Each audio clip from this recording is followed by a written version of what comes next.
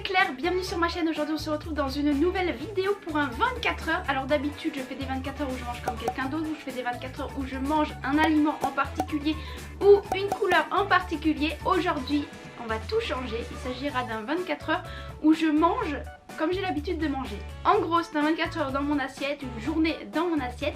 Donc je vais vous présenter des recettes, des idées de plats équilibrés. Évidemment je ne mange pas tous les jours de la même manière, mais c'est un peu mon style d'alimentation quand je ne fais pas de 24 heures que vous allez voir. En tout cas j'espère que cette vidéo vous plaira. Si c'est le cas et que vous voulez une partie 2, vous pouvez déjà mettre un pouce en l'air, vous abonner si ce n'est pas déjà fait et que vous découvrez tout juste ma chaîne. C'est parti.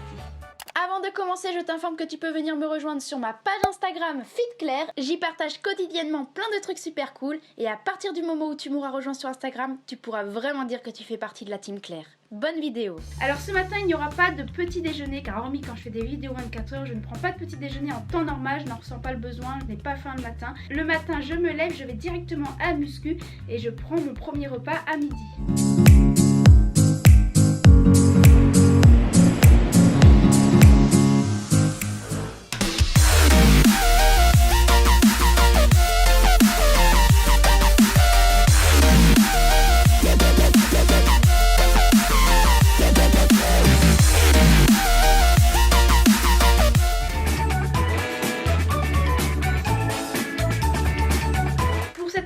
J'aurai besoin d'une patate douce. Pour commencer, je vais emballer la patate douce dans du papier sulfurisé.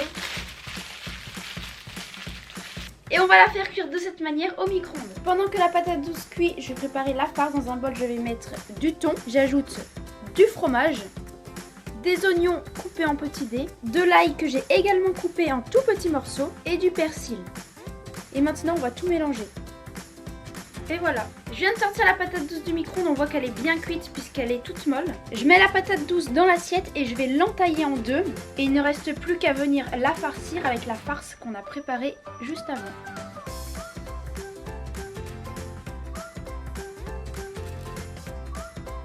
Et voilà une super collation prête en seulement 5 minutes chrono.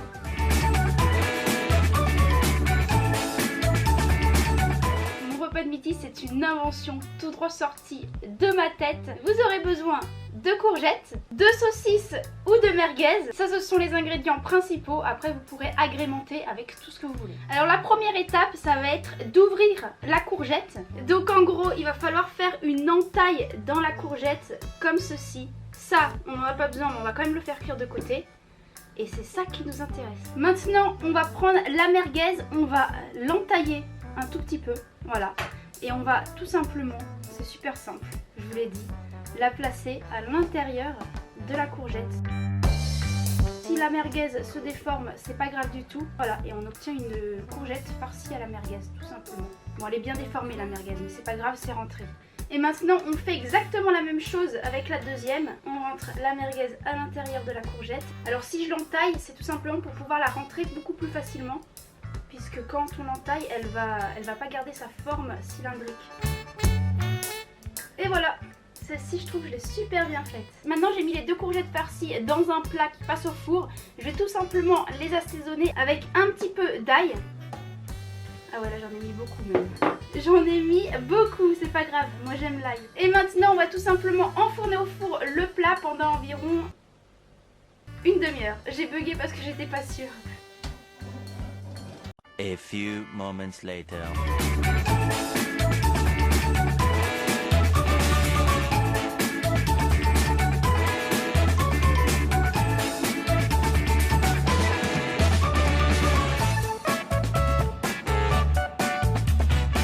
Et voilà, c'est prêt.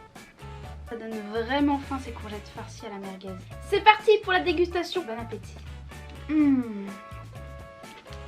Ce que je trouve vraiment bon dans cette recette, c'est que la courgette est bien fondante si on la laisse suffisamment cuire. Et surtout, lors de la cuisson, elle s'imprègne des arômes de la merguez et de la graisse de la merguez, ce qui lui donne un super bon goût. J'adore. Si vous aimez les courgettes et les merguez, je vous conseille de tester cette recette. Impossible que vous n'aimiez pas. C'est tellement bon. En plus, vous avez vu, c'est super rapide à faire et vraiment pas compliqué.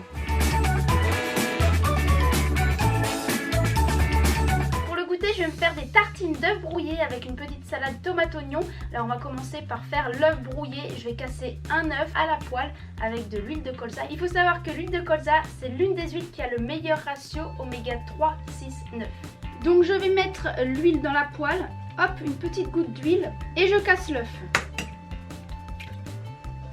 Bon, le jaune s'est cassé, mais ça c'est pas bien grave puisqu'on fait des œufs brouillés.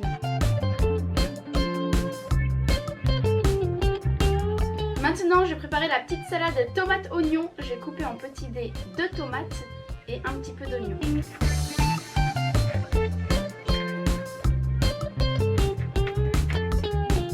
Et voilà.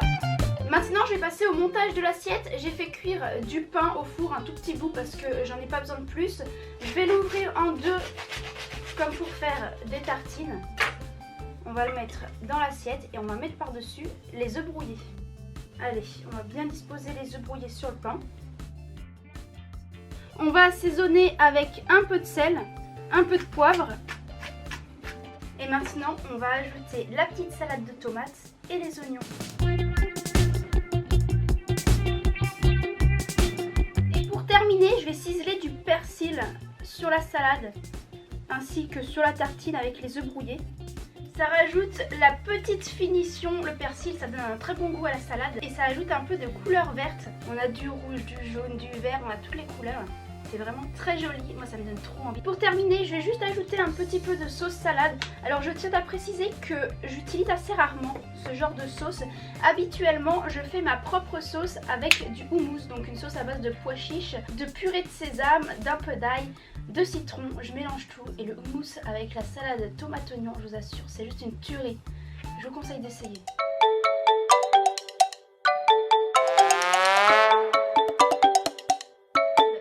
Salade, c'est vraiment mes plats favoris en été et ça, c'est je trouve une super collation, ça me donne trop envie. Bon appétit. On va goûter la tartine d'œufs brouillés.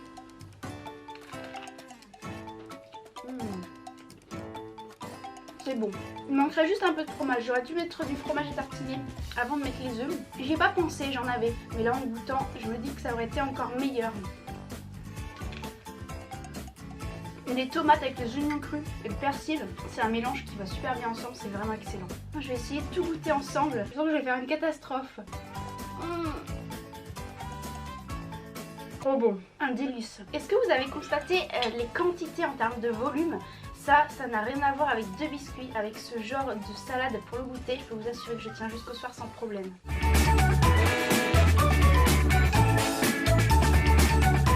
J'ai préparé le repas du soir. Ce soir ce sera très simple, poisson, légumes. Pour le poisson ce sera du saumon, un super poisson très riche en oméga 3. Et pour les légumes ce sera des poivrons. Mes poivrons sont cuits, je les ai cuits assez longtemps pour leur permettre de confire, de caraméliser. Le poivron c'est un légume qui confie et caramélise très bien puisqu'il est naturellement riche en sucre. Et quand ils sont confits, je vous assure que c'est super bon ce petit goût caramélisé. Allez, on va mettre un pavé de saumon au centre de la poêle. Moi, le saumon, je l'aime quand il est mi-cuit, c'est-à-dire quand la peau est grillée, que le dessus est cuit, mais que l'intérieur est très peu cuit. Et ça, je trouve ça tellement bon. C'est super fondant. Et on va tout de suite ajouter du sel et du poivre.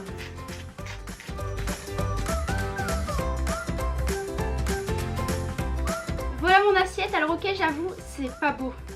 Je me suis pas appliquée sur la présentation cette fois-ci, mais c'est pas grave parce que ce sera super bon, ça je le sais déjà. La cuisson du saumon, je la trouve parfaite. Tendre à l'intérieur et bien cuit sur les extérieurs. C'est tellement bon que je pourrais manger ça tous les jours. C'est déjà la fin de cette vidéo, j'espère qu'elle t'aura plu. Si c'est le cas, n'oublie pas de t'abonner, de laisser un pouce en l'air. Dis-moi dans les commentaires quelle prochaine vidéo tu aimerais voir sur ma chaîne. Tu peux également me dire toi, qu'est-ce que tu as l'habitude de manger ou quel est ton plat préféré. Et je vous dis à bientôt pour une prochaine vidéo. Salut!